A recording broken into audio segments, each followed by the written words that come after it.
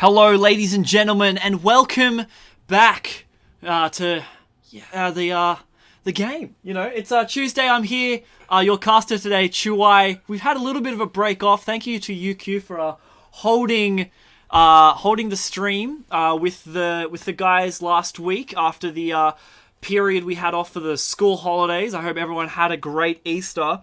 We're back at it. Unfortunately, tonight my co-host, Mr. Dunphy, is away just due to the fact that a little thing called parent-teacher interviews are on, and apparently that's more important than casting some esports.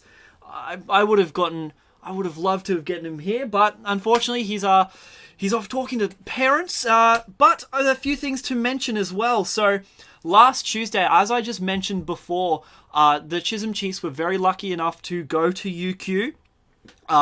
And tour the campus. They visited the esports room. They were able to have an interview with a professional League of Legends player. And we're very grateful for that opportunity. And we hope to go back one day. I believe that the guys, had a tour around the campus. They had a tour of the studio of where they do their live streams, which is what we compete against. And then they went to the esports room, which is where they got to play on some really nice computers as well.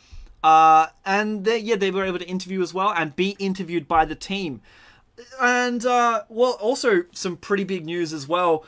So the Olympic Commission today commented that the esports will be considered an Olympic event, which is fairly huge. I mean, this has been the push for a very long time, to be recognized as a proper sport. And this is only one step towards it. Now, obviously, there will be regulations coming into it, but it's also going to push the positive nature of what esports is. Thank you for Summoner Society, as they always do. They are hosting us again tonight.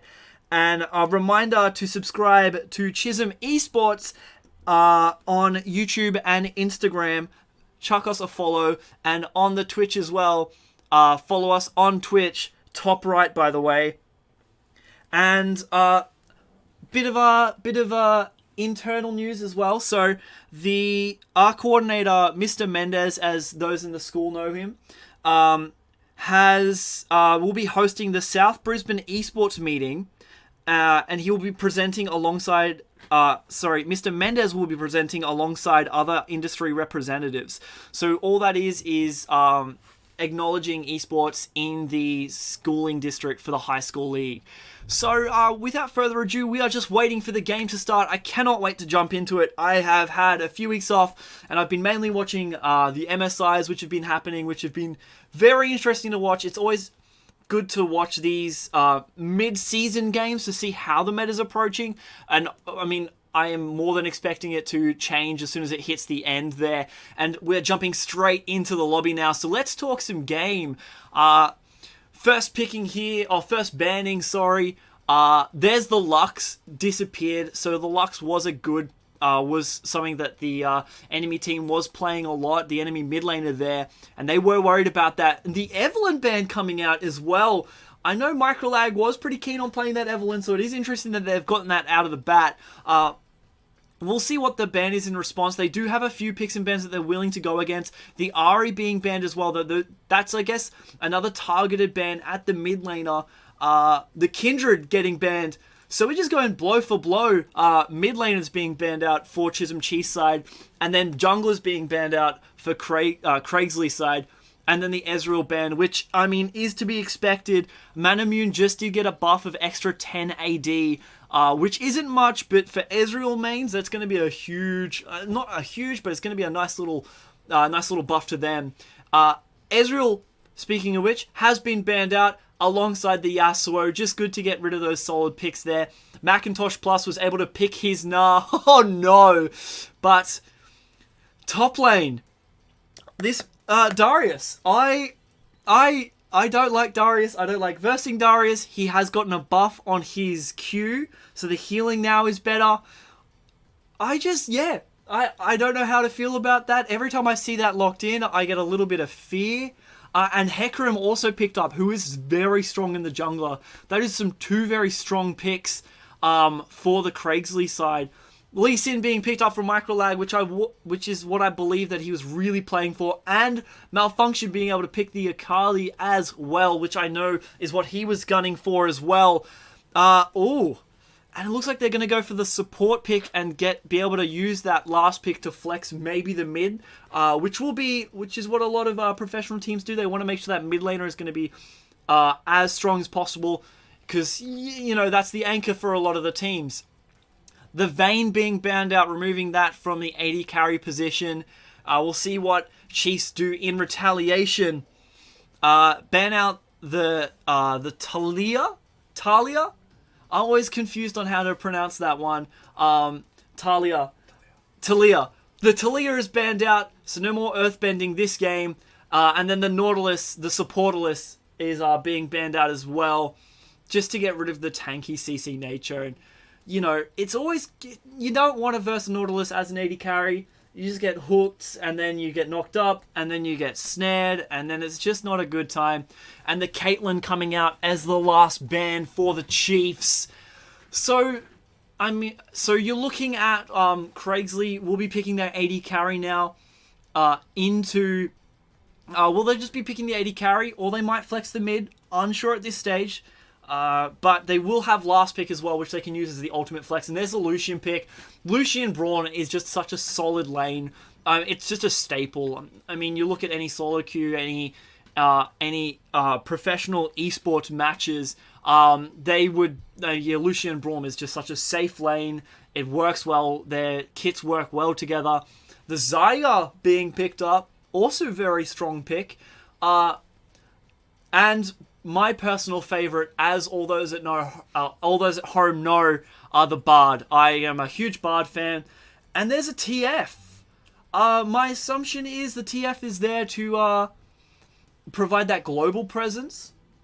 They aren't running a typical Shen TF, which I know is crazy good ganking synergy, but it's interesting to see that pick. He does come with some CC, so he's able to shut down Akali.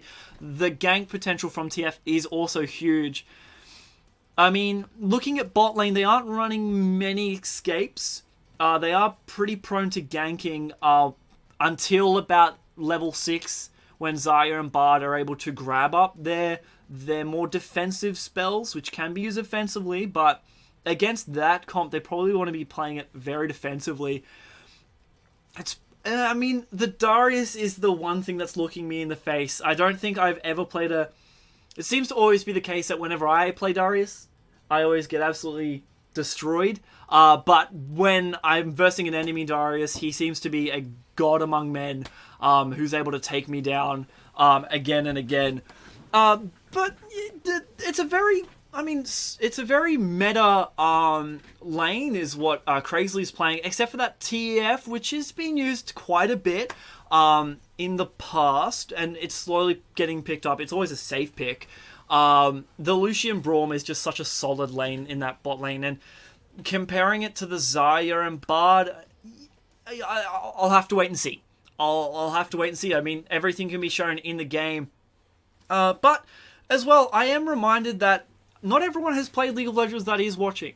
There are some people, obviously this being a high school league, there might be other students watching, other parents watching, basically anyone.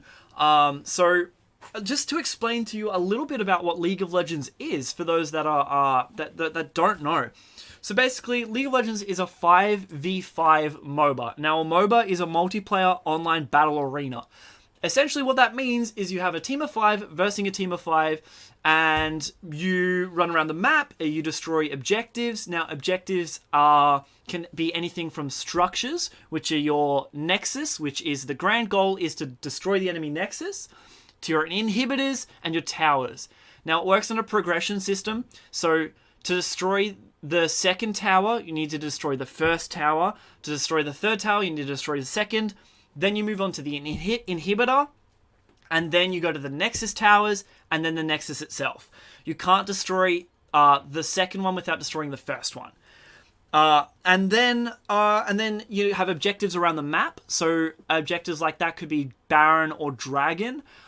They provide pretty big buffs, which are bonuses to what your character can do. And alongside that are little mini objectives and buffs. So that's the general gist of, I'd say, the game. And you have 3 lanes as well. So you have top lane, middle lane, bottom lane, and then you have the jungle, which is the bushy area in between the lanes. So usually there is one role in the jungle who will provide assistance to the other 3 lanes. There's usually one person in the top lane, one person in the middle lane, and then 2 in the bottom lane. One person to help the AD carry, aka support. Yeah, and I mean, from that, I'm sure if you listen to streams or if you are interested, head to leagueoflegends.com and you'll be able to learn more from there and even sign up and maybe play alongside. But yeah, I mean, that's the general gist.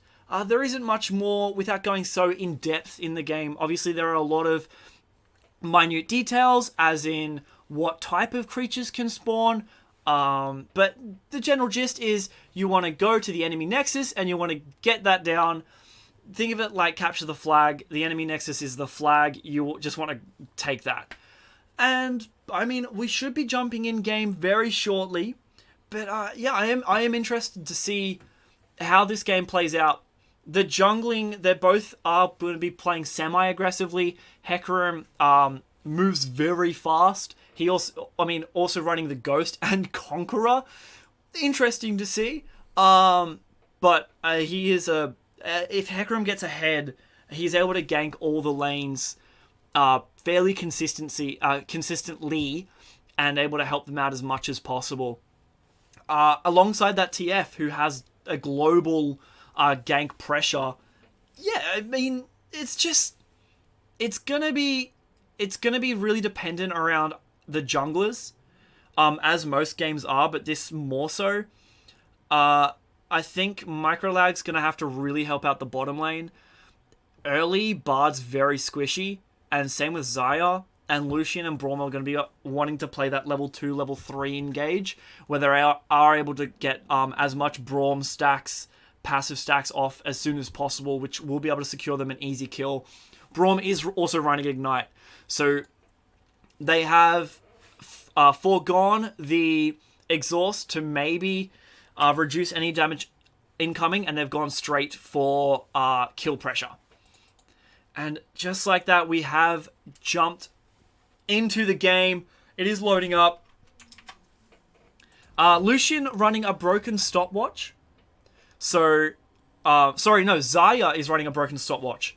So, she will be, using that to help in maybe saving herself in a crucial moment. The last tick of the Ignite, using that broken stopwatch or stopping an engage will be pretty great, especially if you're able to stop the initial damage of Hecarim's his charge. Looks like our red side might be going in for a little bit of an invade here. They're going through that tri-brush in bottom side, which is always a very dangerous spot to begin with. They are grouping up, but luckily there has been a ward placed there, so they are able to be so Chisholm Chiefs are able to be able to see that. They have pinged it down, and they are going to be able to move away as they charge in via 5. Whether they just leave that or whether they continue around and steal the red buff there, it's a pretty aggressive approach from Craigslea to begin with. And there were a few wards placed down as well, which have been pinged up by Chisholm Chiefs, so they are aware that it has been warded. But no first blood being given away, nothing like that.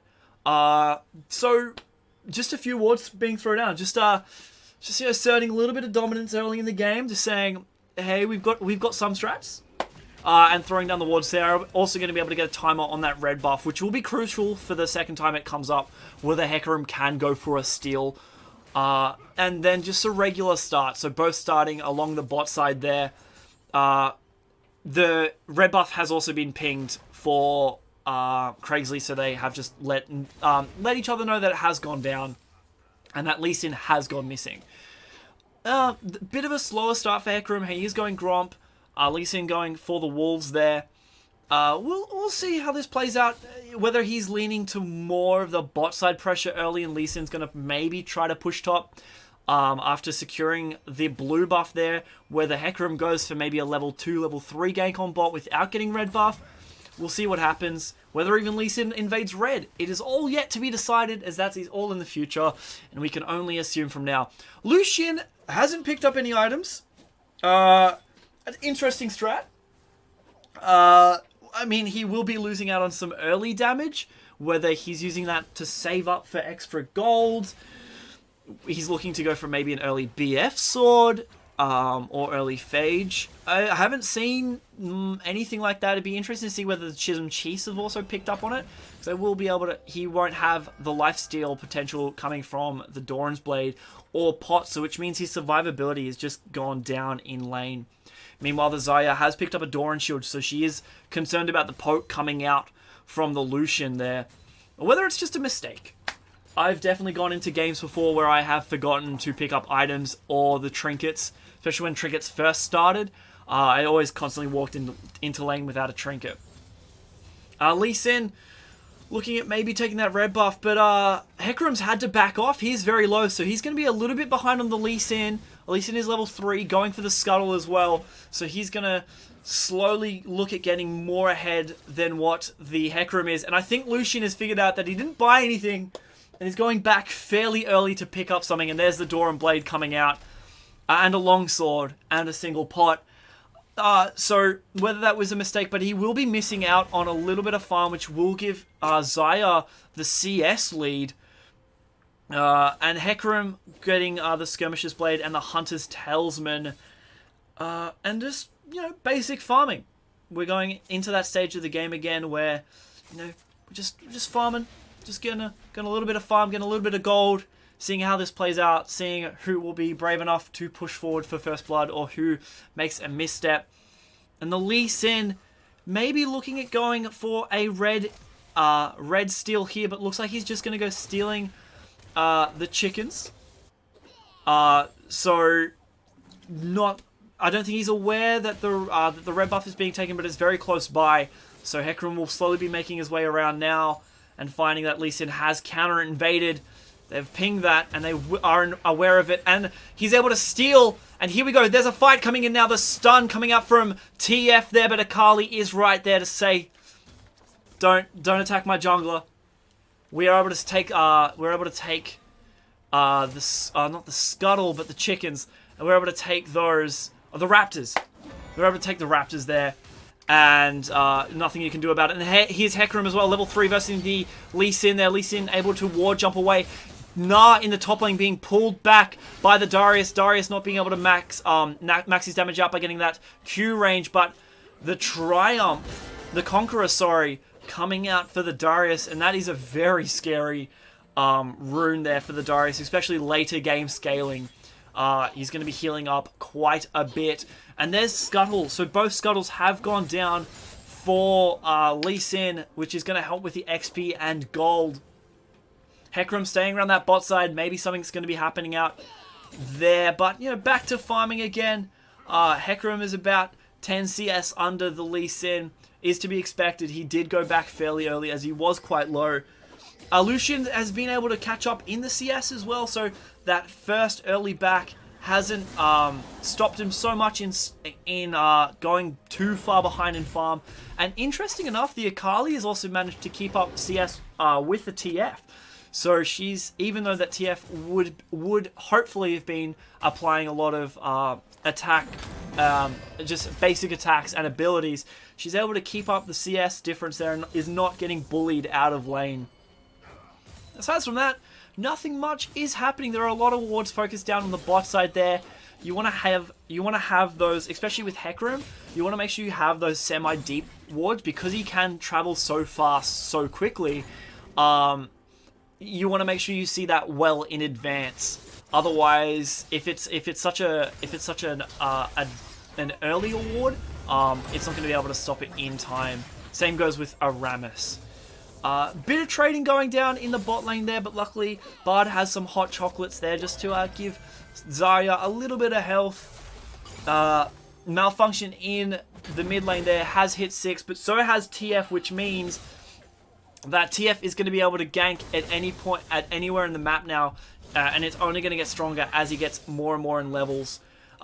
Lee Sin taking the red there, Mort farming in the top lane, And Lee Sin looking like he's going to go for a dragon. It is not warded, so whether he gets caught out by the Hecarim or not, we will see.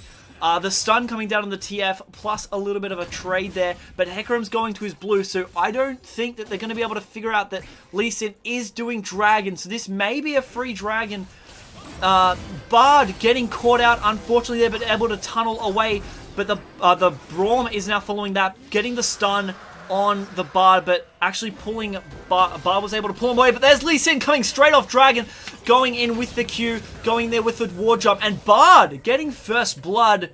The Ignite also being not wasted, but being thrown a little bit too early onto the Bard there, but in comes TF, but the flash from Bard, not able to land him straight to safety, but TF, buddy, you're a little bit out of safety, and there's a few flashes being popped there, but there's 2 kills straight to the bottom lane.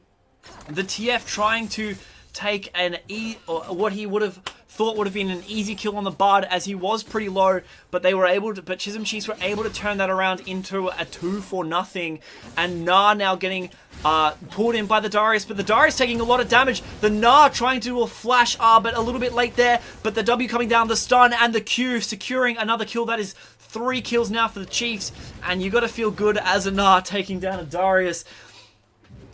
There's no other words but the joy coming up from a Gnar.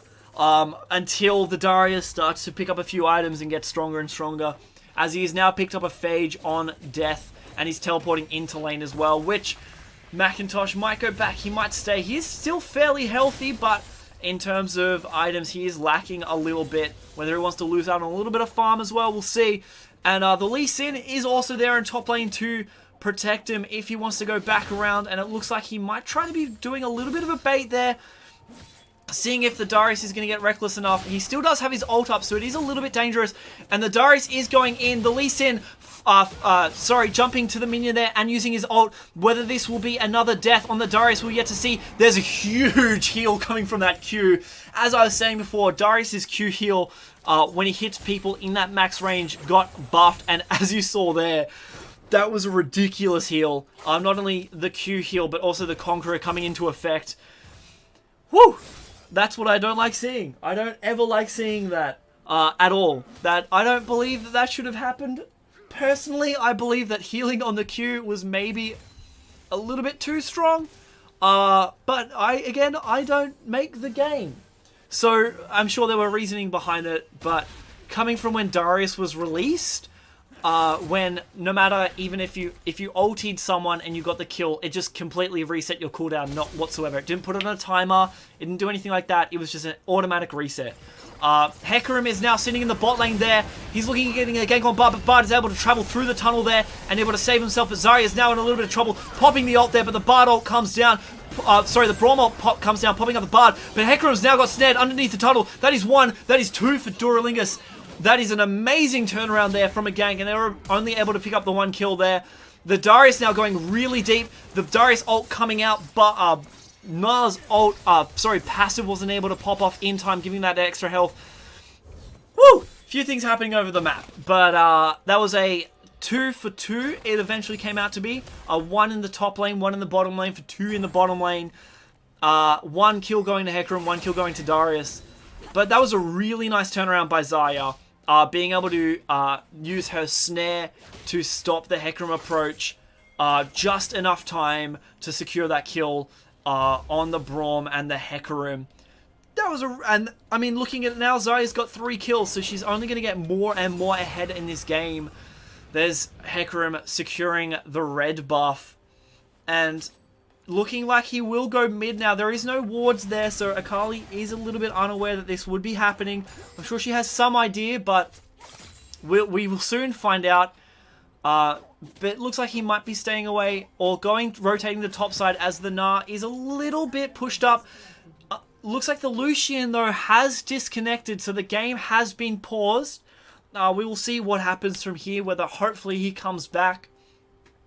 But now gives us a little bit of breathing room, especially great for me, where we can talk a little bit about what happened there. So the Hecarim was able to gank into the bottom lane, followed up by the Braum and the Lucian. Now, the Bard was able to use his tunnel to negate a lot of that gank, which saved him. That is a really good... it's interesting to see how Small Boy, the jungler on the Chief side, the support on the Chief side, is able to use that tunnel like very consistently on negating the ganks, which is very smart. It's the make of a good Bard player is how he uses his tunnels for utility and just not for mobility, but at the same time all the different like uses it can have. And we're back into the game. Luckily, there wasn't too much technical difficulties there.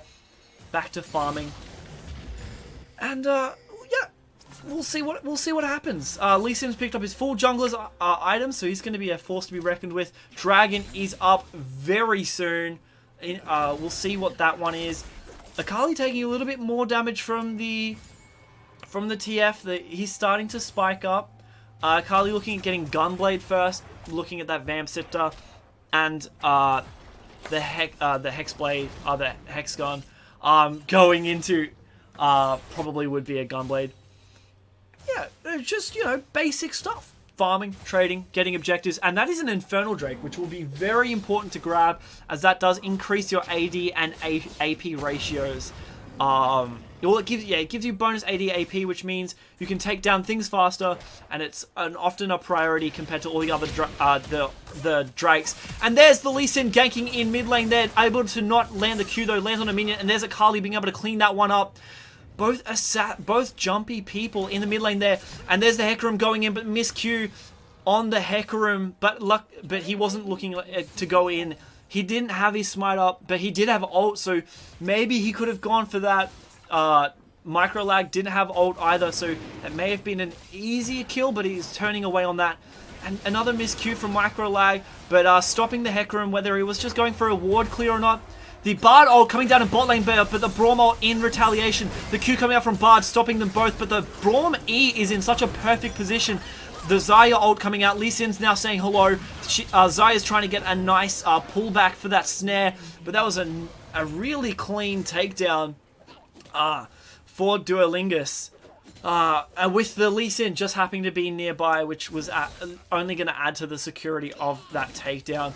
Akali has finished off her Gunblade, which means she's going to get a little bit of extra damage on that active ability, and healing on ability damage with the Gunblade as well. TF has picked up a Luden's Echo, and he's slowly going to be building into the AP horror, where he just throws his cards at you, and you get stunned or slowed, or he gets his mana back. So, yeah, and the ganking potential as well with TF is obviously the huge play there. Darius has picked up his Black Cleaver, and Nah looking at building into it as well. Whether he goes for that, or whether I also remember Nah's rushing Frozen Mallet.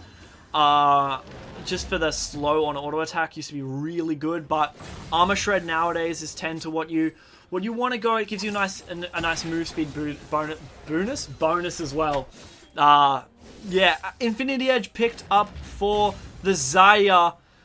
So she's slowly going to be becoming more and more powerful, and if left unchecked, I think she's going to be the force to be reckoned with this game. AD carries tend to go one of either ways in this meta. You even see a lot of pro players will steer away from picking AD carries because of the fact that they can become such a priority target, and no one likes to get destroyed over and over again. It's just not fun. So, you look at the picks that they're going for, and there's the Akali dashing once, dashing twice. Do we see another thrice dash? There we do.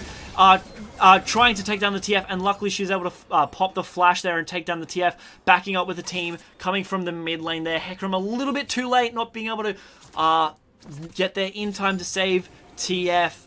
And then the constant ward, the ward clearing now coming out from the Chiefs there, prepping the Dragon.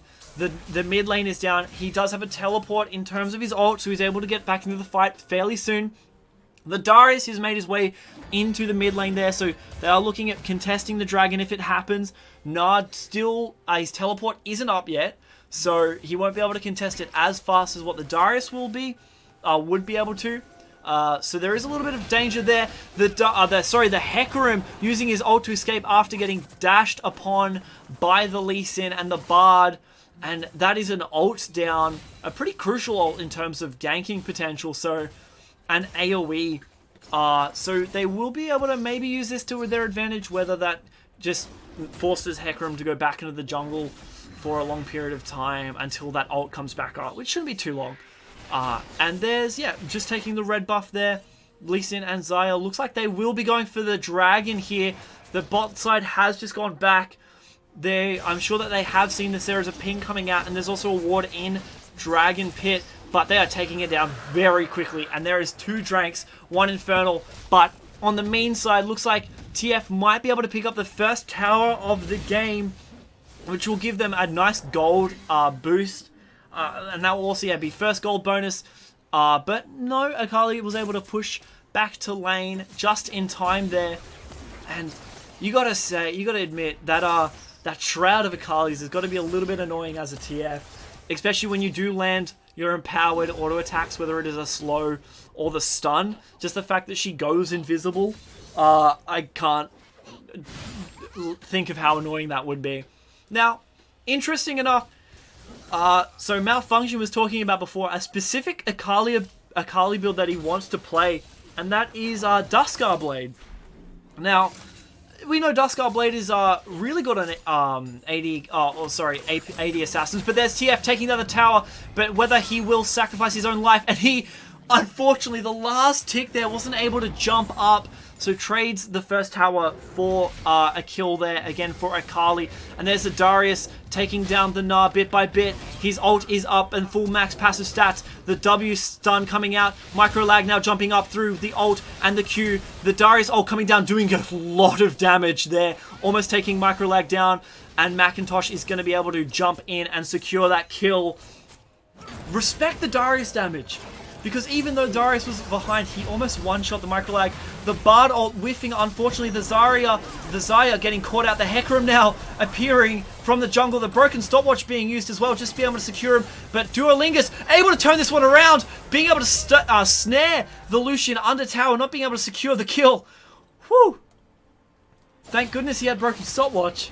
Otherwise, that would have been a really easy kill for the Hecarim. And as I stated earlier in the game, to stop a Hecarim gank was something that the broken stopwatch would have been used for, and that's exactly what it was used for, and it has kept his gold bounty alive, and not only that, but a bit of style points.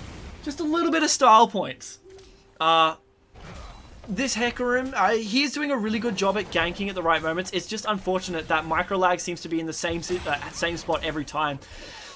Speaking of microlag, here he is ganking the TF with Macintosh, with Malfunction. The broken stopwatch being used by the Akali, but she doesn't mind much. But, unfortunately, the Gnar goes down to the TF, which is going to refuel his gold bounty. And also help him get a little bit of gold to build towards the items. Rift Herald being popped down in mid lane, so they are wanting to take that down as soon as possible. The Darius getting caught off to the side, but a double pull on Malfunction and micro lag just forces them to back off a little bit, but the Rift Herald will be pushing down this mid tower, so that will be a mid tower for mid tower. Lucian is in bot lane, left unchecked, so he's just farming. Whether he does also push for that bot side tower, looks like they will be rotating down there. It is 2 for 1 as well. They did take that top turret, which I did not inform you of, but there's a nice Bard ult coming through, landing on that Lucian, maybe hesitating his back a little bit, so Lee Sin and Bard can engage on that, but I think he's a little bit too far ahead. But the pushback, the ult on Lucian, displacing him for that little moment, where he's able to get the Q off and do a ton of damage there, chunking down the Lucian in the bot lane. And then it just seems to be constant fights now. Now, Craigslea are looking a little bit behind in terms of gold. They're about 2k down at the moment, objective and 2 dragons. I think it's going to land on this Hecarim and Darius. Even though Darius is behind, if he somewhat gets ahead a little bit, he's going to be he's just going to be such a priority to take down. However, the Akali and the Xayah are 4-0 and 5-0 respectively. And they're going to be looking at taking down the TF Lucian. Anyone who maybe can do anything at getting ahead again. The Darius is going to have to build tank. The same with the Hecarim. Any chance of damage has kind of been maybe overlooked now in terms of just pure survivability. And here we're back to the farming phase again. Xayah catching up the Braum, but I don't think anything will come of it. There was no stun targets in the immediate vicinity for the Bard.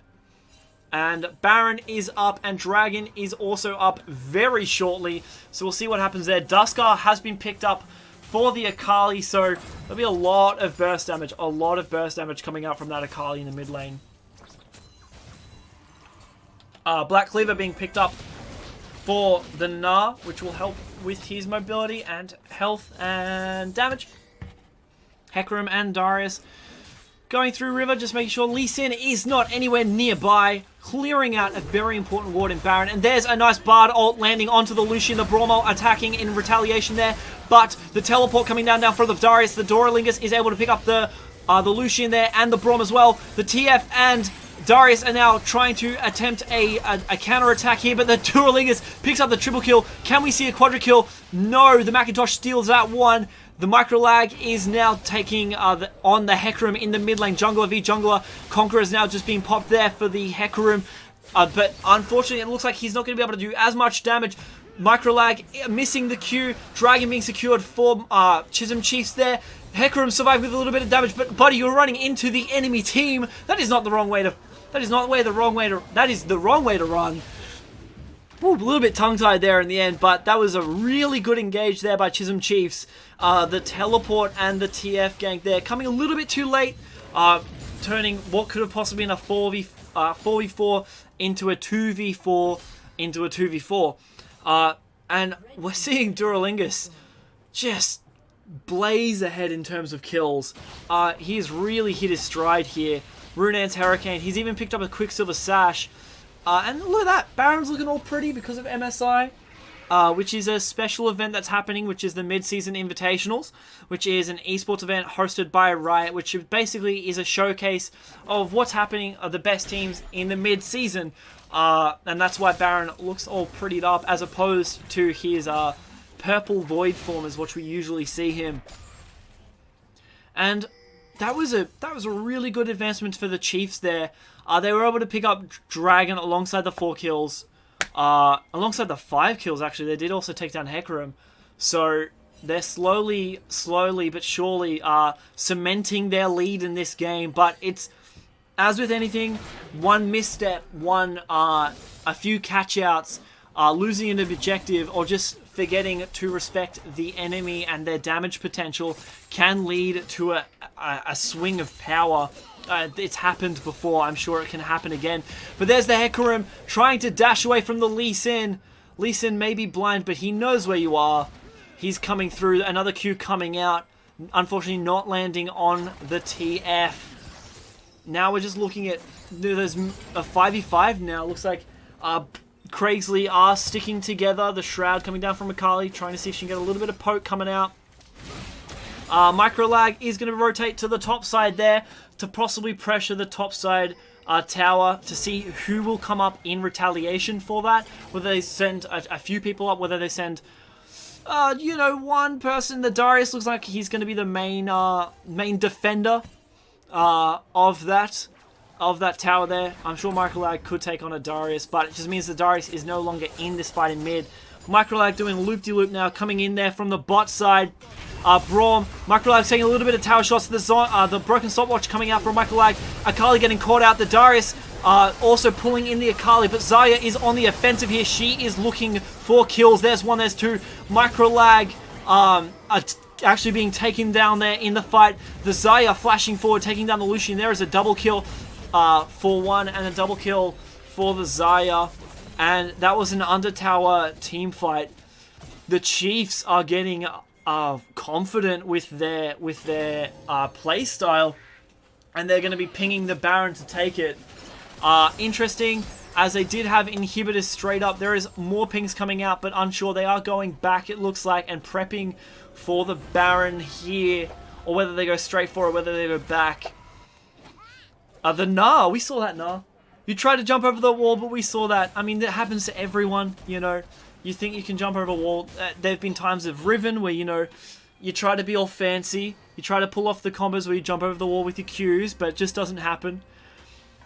That was a really good team fight underneath that tower there. Unfortunately, there's just they were able to take down the micro lag. Micro lag pushed underneath the tower, and he did take a few tower shots. He popped his broken stopwatch fairly early in that fight as well. But you know, these things happen. As I was saying, it takes one misstep for Craigslea to get back in this game. And even though that happened, you know, it could happen again. The Hecarim, the TF now on 2 kills, Hecarim on 1, Darius on 1 as well. We'll see what happens. We'll see how these team fights go. Craigslea will want to look at focusing that Zarya as much as she can, but Doralingus has done a really nice job of staying inside the enemy, inside her backline, and using as much protection from the team as possible. There's a lot of work around the Baron pit here. That is probably the next objective they want to be looking to go for. The Lucian is in bottom lane. I'm sure that's been pinged off, and that's why they're engaging now. The Bardock coming in, stopping the Darius. I don't believe that this Darius lives much longer here. The Brawlmelt coming down, but the Q heal off the Darius is enormous here. The Lucian going back, but I'm afraid that's a little bit too late. That is 1 kill for the Chiefs there, which will cement an inhib tower, hopefully. Well, looks like they will be able to take down an inhib tower. Maybe an inhib. The Lee Sin going in and dashing out as Lee Sins do. The Akali now doing what Akali does best. And the TF was able to actually pick up the Lucian. The stun coming up from Nah, stopping the disengage from the Hecarim. But Hecarim is still going straight in, popping that ult onto the Zarya. But Zarya pops ult right back, stopping the engage from the Hecarim and able to take him around. But in the background, Akali was able to pick up a double kill and walk away with practically no health. Woo! That is 4 kills for 1. The only person up now is the TF. And they have taken down the mid inhibitor, rotating to the top side as well. We shall see what happens from here. Usually after you get an inhibitor, your next priority objective would be the Baron, because you have some pressure already happening automatically as when you take down an inhibitor. What it does is it provides 1 super minion, which is those little chaps you see walking into lane, those blue dots. It provides 1 super minion, which is a much tougher version of the minions there to push down that lane, which can easily take down towers if left unchecked. The dragon has been pinged, and that is now being taken down by Microlag and Co. Oh, just Microlag by himself. Akali is coming in to help him with that, and that is 2 Cloud Drakes, 1 Infernal and 1 Mountain Drake. What the Cloud Drake does is it gets you extra movement speed when you're out of combat, so you're able to move around faster. Infernal Drake, as I mentioned before, brings the extra AD and AP. And then the Mountain Drake helps you secure the objectives. So, like I said in the very beginning, objectives can be dragons, towers, inhibitors, and nexus. Yeah, just extra damage to those. And looks like they will be attempting to take a dragon here. I'm sure Craigslea know about this. They are rotating towards that side. They haven't seen Chisholm Chiefs in a while, so it is fair for them to figure out that this is going on. But before they're even able to get there, Chisholm Chiefs take that dragon, getting the buff, which is going to help push through. You see the purple buff on the minions as well. That is what the Baron buff does. It empowers the minions, basically allowing them to do more damage and survive more hits. And they're able to take more towers down with it as well. And talking about taking towers down, they're taking down bot side. It looks like they should be taking down bot side tower, the inhib tower as well. Slowly they're making their way down, not splitting at all, just pushing their way down. They've got 2 cannon minions as well, which will be able to help take down this tower. Looks like Micro Lag is rearing to go in for an engage there. Bard landing a stun on the Lucian, and the chunking down of damage coming through. Throwing some more projectiles there, slowly just taking them down underneath tower. Yeah, and just looking like this might be the end of the game here. if they continue to push on, the pressure is slowly building and building. And there's a nice pull from Darius and a Q, empowered Q. The Braum ult coming up with the Xayah, pushing out the Bard ult coming through to the Hecarim ult, not being able to land. The Braum actually, the Bard taking down the Hecarim there. Xayah sitting in the back line. The TF, wonder where he's teleporting in, trying to get to the Zarya there, but another snare coming up from the Xayah, not getting able to be able to take up a double kill. The Braum trying to do as much as he can, but Akali picks him up. And that is an ace, and with an ace is possibly the inhibitor, possibly the Nexus Towers, probably mostly the Nexus Towers. Looks like they will be pushing down for the win, which will be another win for the Chisholm Chiefs. Woo! What a game. Chisholm Chiefs 31 for 6, and they've looks like they've got their groove back. Woo, huge game. Absolute huge game. So victory to the Chisholm Chiefs. So that blue explosion at the end is the enemy Nexus. We see the side victory. Man, what a good game. I mean, and the Chisholm Chiefs were able to really perform. I was really concerned about that Darius and Hecarim pick, but they were able to suppress them for long enough that they weren't a hassle. I mean, the person that that had the most kills on the enemy side was the TF. You got to give it to the Xayah. I mean, from early game, and you look at, speaking of, we have in studio the man himself, Duralingus. How you feeling? I'm feeling pretty good. Pretty good. Yeah, it was a very well played game by both teams. Yeah. I'd like to thank Craigslea for participating. It was a very well played game, boys. Yeah. I mean, how does it feel being MVP of the match? Honestly, it was all my team. They set me up for all the kills, all the team fights, and they peeled for me very hard. Yeah, I mean, an AD carry is nothing without their team. But I also did notice a few times saving that broken stopwatch for so long came into effect when that Hecarim tried to tower dive you. I think that was really far into the game, usually where you wouldn't have a broken stopwatch. I mean, you did make a lot of good plays. Is there anything that you would like to say upon that? Well, I mean, not really. It was more or less my team that set me up for all these fantastic plays, and I have to give them the MVP, honestly. Yeah, I mean, looking at Small Boy, 2-1-20. That is a good support game. That is I mean, you don't want to be stealing too many kills, even though he did pick up first blood. You know, support's got to get some gold. Support's got to have gold. Very true. But yeah. So any closing statements from you?